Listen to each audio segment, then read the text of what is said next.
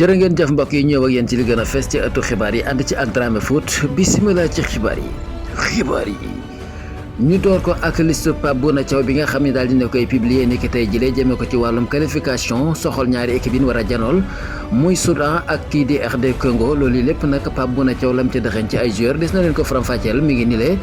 Edouard Mendy la teg ca kàng ya Mori Diaw ak kii di Yehfane Diouf défense ba mu daal di ci indi Kalidou Koulibaly comme naka nawan fa wan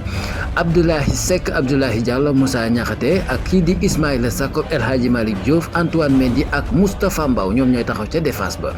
naka noonu ca milieu terrain ba ñu indi ca Idrissa Gana Gueye Lamine Camara ak Habib Diarra Pathé Ciss Pape Gueye ak Krépin Diatta ak Cheikh Niass naka noonu Pape Matar Sarr attaque ba Sadio Mané la soppikuwul Nicolas Jackson Ismaïla Sarr Iliman Ndiaye ak Serif Ndiaye Boulaye Dia ak ki nga xamante ne mooy Cheikh Tidiane Sabaly loolu moo nekk tànneefu kii di nga xamante ne bi moo di Pape Bouna Thiaw ci listam soxal ñaari équipe yi ñu war a janool muy RD Congo ak ñi nga xam moo di Soudan ñuy ñaan yàlla defal ñu ca ndam loo xamante ne bi sedd guy lay doon ànd ci ak Pape Bouna Thiaw ak ay goneem incha allah rabbi Dramé moo ñëwoon doon na ko faram-fàcceel mbokk yi jërë ngeen jëf ba ci yeneen xibaar ak yeneen bu àndeek dogalu borom bi